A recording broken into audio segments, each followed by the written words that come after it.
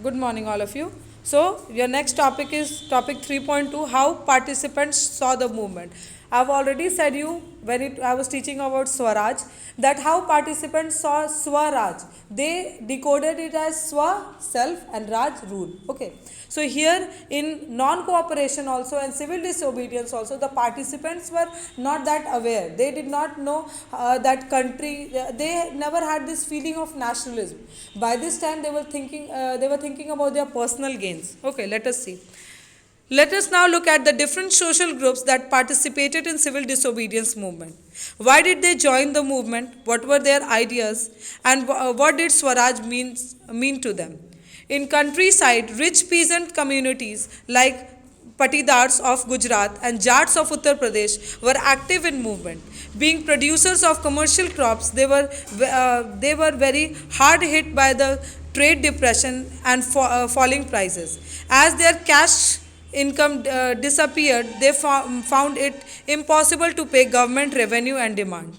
And the refusal of government to reduce the revenue demand led a widespread resentment. These rich peasants became enthusiastic supporters of civil disobedience movement, organizing their community and at the time of forcing reluctant members to participate in boycott programs. For them, the fight for Swaraj was struggle against the high revenue.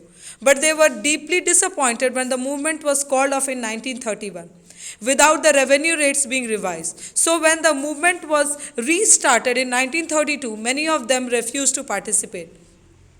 So, how did rich farmers they saw this movement, civil disobedience? They felt that since cash crops they grew cash crops, but British had monopoly over trade. British purchased it according to their demands. I've said you earlier also that cash crops or commercial crops are not such products that you can keep it to yourself or you can consume. You need to sell it to somebody who can use it as a raw material for their industry. So British bought it according to their demands, according to their price. Okay, so when rich farmers they participated in the revolt, apart from that they encouraged others to participate in the revolt, thinking that the revenue rates would be revised. जितनी वो taxes pay करते थे वो taxes अब reduce हो जाएंगी, amount of taxes would reduce. So they participated in it.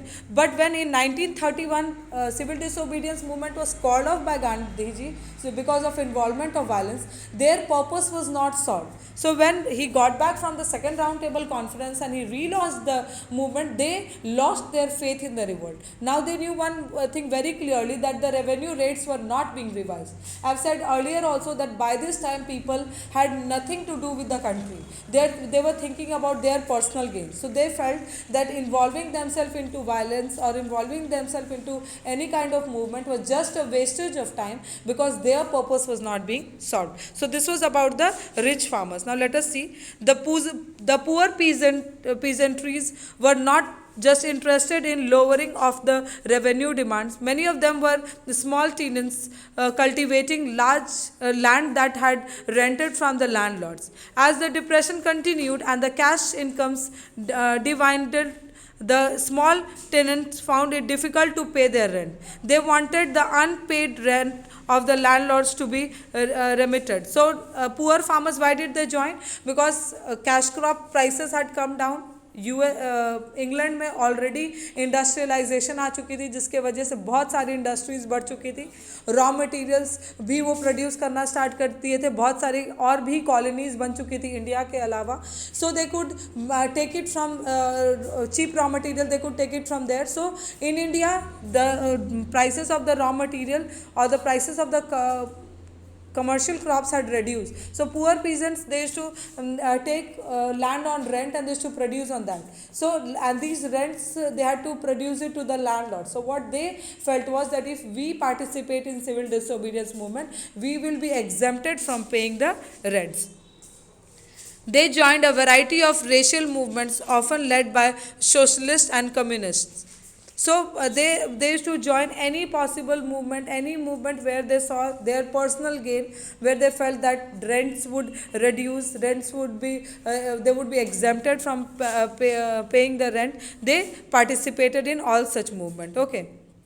Apprehensive of raising issues that might upset the rich peasants and landlord, Congress was unwilling to support non-rent campaign in many places. So the relationship between poor peasant and Congress remained uncertain. So you know what happened? Now what Congress they felt was that if we take up the issue of no rent policy, then the rich farmers or the landlords would go upset with us, and that would again divide the country. So because of this, what Congress they felt was that they did not pay any heed or any interest to this non-rent policy or non-rent campaign. Okay, what they felt was that अगर हम ये non-rent campaign को support करते हैं तो जो rich farmers या जो landlords है जिन्होंने as a tenant रखा इन poor farmers को, they'll be unhappy and they'll not support Congress. And at that time money was very very important commodity to fight the movement. So, and since they did not support the poor peasantries, they became upset. Okay. What about the business classes? How did they relate to civil disobedience movement? During the First World War, Indian merchants and industrialists had made a huge profit and became powerful. Keen on expanding their business, they now reacted against colonial policies that restricted business activity. They wanted protection against import of foreign goods and a rupee sterling foreign exchange ratio that would discourage imports. So now what happened? Industrialists they had already participated in the First World War and they had earned a lot of profit. So they wanted the profit ratio to continue further. And what they were unhappy with the protection policy that was used by the Britishers क्या करते थे, खुद की industries को वो protect करते थे, जिसके वजह से इम्पोर्टेड गुड्स की प्राइस बढ़ा देते. ठीक है, अगर आपको इम्पोर्ट कर आप किसी कंट्री में या ब्रिटेन में अगर अपने प्रोडक्ट्स को बेचना चाहते हैं, आपको हैवी इम्पोर्ट ड्यूटीज़ पे करनी पड़ती थी. बट वही ब्रिटिश प्रोडक्ट अगर इंडिया में आती थी, दे हैड टू पे नो इम्पोर्ट ड्यूटीज़. ठीक है, अब इम्पोर्ट ड्यूटीज़ पे करने का मतलब होता है that automatically the selling price of the commodity will rise. ठीक है, सेलिंग प्राइस राइज करेगी डेफिनेटली. अगर सेम प्रोडक्ट आपको चीपर रेट में मिल रहा है, then you will go for it, any consumer will go for it. Okay, so this was one of the protection policies that was used by the Britishers. So same they wanted to continue in India. Okay. To organize business interests, they formed the Indian Industrial and Commercial Congress in 1920 and the Federation of Indian Chamber of Commerce and Industries in 1927, led by prominent industrialists like Purushottam Das, Thakur Das and G.D. Birla. The industrialists attacked colonial control over Indian economy and supported the civil disobedience movement.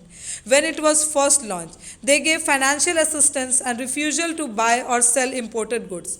Most businessmen came to see Swaraj as time when colonial restriction on business would no longer exist and trade and industry would flourish without constraint. But after the failure of Round Table Conference, business groups were no longer uniformly enthusiastic. They were apprehensive of the spread of militant activity and worried about the prolonged disruption of business as well as of growth influence of socialism among the young members of Congress. So now what happened? So industrialists initially when they participated, they were very enthusiastic that अब स्वराज आएगा, अब हमारे सारे जो business constraints थे, जो business restrictions थे वो over हो जाएंगी. But since the second round table conference failed, Gandhi Irwin Pact failed, so they were disappointed and they felt that investment in any kind of movement or supporting any kind of movement was wastage of time. Apart from that, youth members of the Congress, they were supporting socialism. Now what is socialism? I'll tell you. Socialism is a setup. I've said you all earlier also, when ISM is added, it becomes an ideology. So socialism is an ideology where they do not support capitalism. That means concentration of wealth. एक person के पास wealth नहीं होनी चाहिए. Rather अगर किसी ने industry start की है तो वो ना ही सैलरी पे करेगा, बट ही और she also has to share the profit. ठीक है, डिविडेंड शेयर करनी होती है. ठीक है, जो आपकी प्रॉफिट है उसको भी शेयर करना होता है. Otherwise socialist are those people who believed in uniform distribution of wealth. That means सबको जो वेल्थ है वो यूनिफॉर्मली बराबर डिस्ट्रीब्यूट होना चाहिए, ना कि एक पर्सन के पास हायर कॉन्सेंट्रेशन होनी चाहिए, और एक rich should not become richer and poor should not become poorer. This is the concept with socialism. Now the industrial working classes did not participate in the civil disobedience movement in large number except in Nagpur region. As the industrialists came closer to Congress, workers stayed aloof. Now अब क्या हुआ था, industrialist जो थे वो बहुत ज़्यादा participate नहीं कर रहे थे, वर्किंग क्लास जो थे वो नहीं पार्टिसिपेट कर रहे थे. Obviously nobody is happy under whomever they are working. अगर उनके ओनर्स सपोर्ट कर रहे हैं, वर्कर्स नहीं सपोर्ट करेंगे, because owners are supporting, that means they are looking forward for more share of profit. And if workers are supporting, that means they are looking for, again they are looking for share of profit. So if industrialists are supporting, workers will not support. If workers are supporting, then industrialists will not support. Okay. Now, but in spite of that, some workers did not participate in the civil disobedience movement, selectively adopting some of the ideas of Gandhian program like boycott of foreign goods as a part of their own movement against low wages and poor working condition. There were strikes of railway workers in 1930 and dock workers in 1932.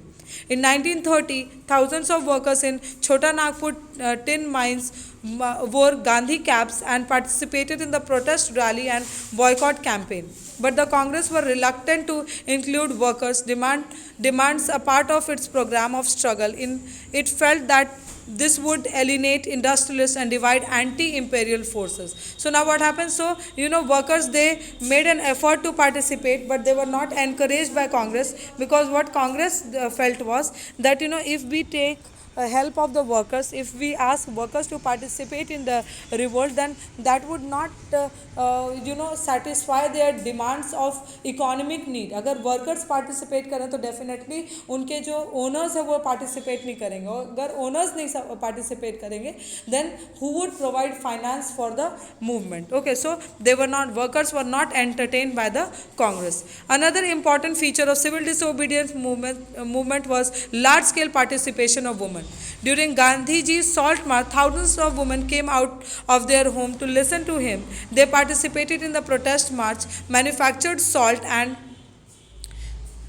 picked foreign clothes and liquor shops. Many of them went to jail. In urban areas, these women were often high caste families. In rural areas, they came from rich peasant households. Moved by Gandhiji's call, they began to see service to their nation as a sacred duty of women. Yet this increased public role did not necessarily meant any racial change in way the position of women was visualized. Gandhiji was convinced that it was the duty of women to look after home and heart thing.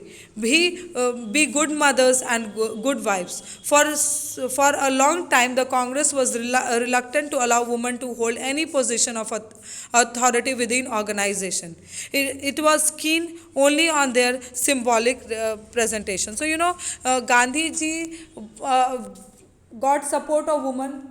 When Gandhiji used to organize someone, they were very happy to participate in it. They were very happy to, and they felt very fortunate to support their country, to lead their country. But Gandhiji had one very clear image of woman, that a woman should be a good housewife and woman should be a good homemaker. He was never convinced with the idea of woman coming out to revolt. Okay. So even Congress was very reluctant on giving rights to women. ऐसा नहीं था that Congress starting से ही, beginning से ही बहुत women के movement को और equality को सपोर्ट कर रहा था. It was not so.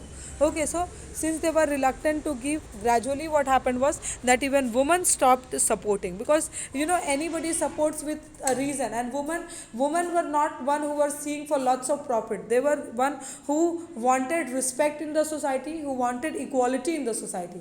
Since they did not get this, what they felt was that it was wastage to participate in the revolt. So अगर आप देखेंगे तो industrialist they did not support, workers नहीं support कर रहे थे, business groups नहीं support कर रहे थे, because none of them were seeing civil disobedience as a fight for their country.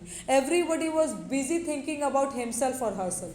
They were thinking about their personal gains, and this was one such reason because of which these movements failed. ठीक है, कोई country के बारे में सोच ही नहीं रहा था, वो खुद के बारे में, अपनी प्रॉफिट के बारे में सोच रहे थे. So you will do that and this is a question that you have to do. Why did various classes and groups of Indian participated in civil disobedience movement? You'll write about all the groups that I have taught today. Thank you so much.